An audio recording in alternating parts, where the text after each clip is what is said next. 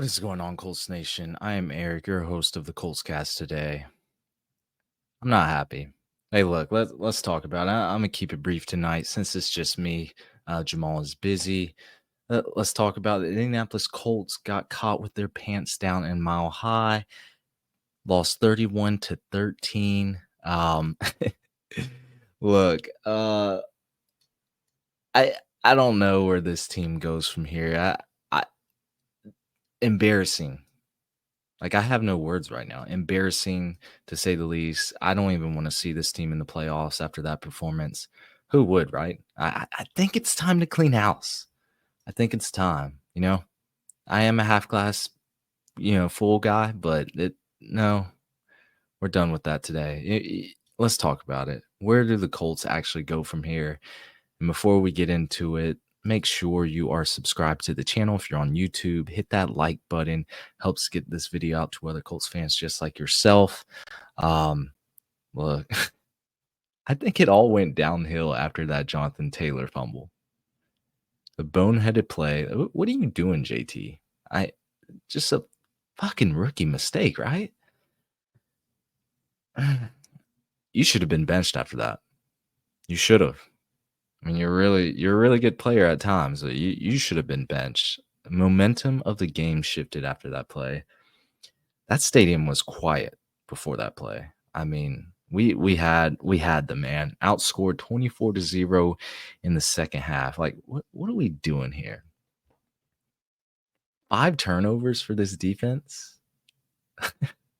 I'm sorry, did I say defense? I meant offense. 5 turnovers for this offense. I think defense had 3 turnovers generated. But Anthony Richardson, 17 for 38, 172 passing yards, 0 touchdowns, 2 interceptions, took 2 sacks, had 7 carries for 46 yards on the ground. Look, no way to sugarcoat it. Anthony Richardson had a bad game today. He did. And just to keep it short and sweet for him, if he can't hit these high percentage throws, he's not going to make it in the NFL. If he can't stop, I mean, the 2 interception, I believe, the second one was underthrown. I believe the first one was too.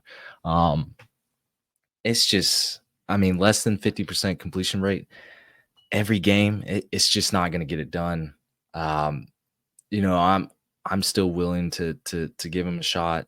We used our 4th overall draft pick on him. It's, but I mean, must win game today to even sniff the playoffs, and we could not get the job done on offense. Richardson was part of that. I know he's technically, he doesn't even have a full set of starts, I believe. Full 17 games. Like, technically, you could call it his rookie year. Either way, man, it's just tough to watch. It is sometimes. I mean, he's been the best player the 3 weeks prior, but this is not how you come out of a bye week in a must-win situation. That trick play, what? It's probably not as bad as that special teams play years ago. Y'all know which one I'm talking about. Sheesh. Richardson to AD, then back to Richardson for a double pass, a little trick play. Turns into a pick six. I think they ruled it a fumble recovery touchdown. Doesn't matter what you call it. I don't care. All I'm going to say is, why is AD Mitchell? What? Why do I see why he fell down the draft boards. I really do.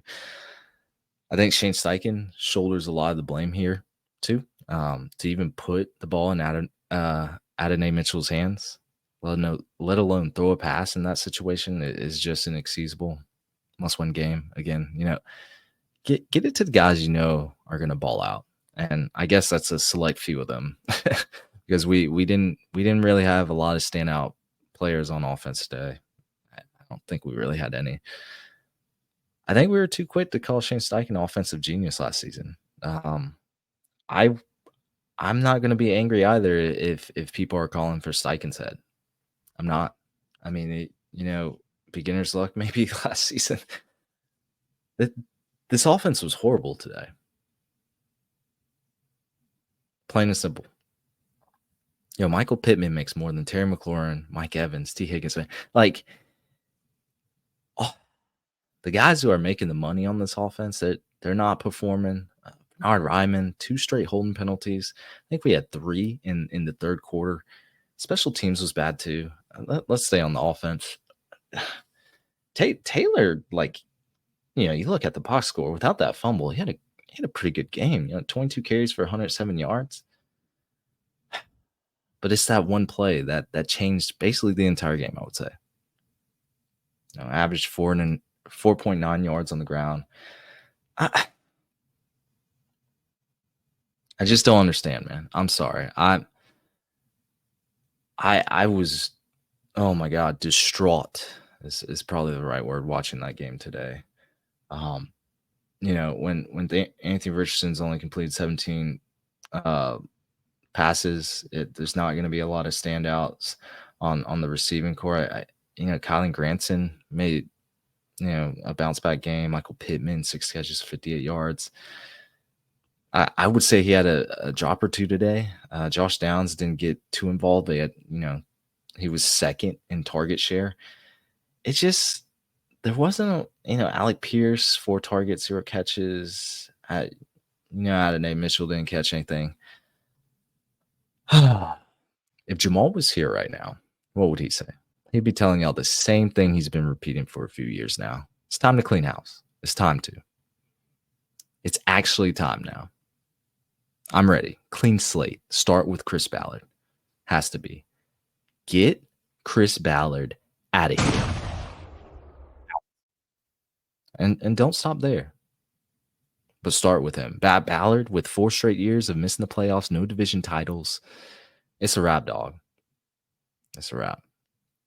We've been already, saying let's get Ballard out, but Jim Irsay, it would be a Christmas present for us, for all of Colts Nation, if you send him out on Christmas Eve. Let me know if you agree with me in the comments. This team hasn't looked organized in the last 3 or 4 years, and it's been the same players, the same damn players on this team. Because we ain't gonna add anybody in free agency, but 1 or 2 depth players. It's been the same players. How don't they look like a cohesive group out there? I'm tired, man. I'm tired of talking about this offense. It was horrific. Defense, they held it down today. I'm not gonna lie. Held Denver to under 193 total yards. Picked Bo Nix off 3 times. They basically shut down their entire offense. Not a lot of third downs converted. Front 4 held it down. I would believe this was probably the best tackling day I've seen for this defense this season. Gus Bradley had these boys looking right. Contained their offensive playmakers. Cortland Sutton got shut down. I would say, whether Jalen Jones was on him or Sam Womack, he was getting shut. No receiver had over 32 yards today. For someone like Bo Nix, who we thought was going to slice up this zone defense, this Gus Bradley defense, that didn't happen. And that was a shock to me today, and I love to see it. But quite frankly, doesn't matter. Doesn't matter anymore. We are still in that mediocrity, win-loss record at 6-8. Playoffs is gone. I still think it is. I don't know what our exact percentage is now. I don't even want to look because I don't want to think about that. This team cannot compete in the playoffs as is. They can't. They can't. Just can't.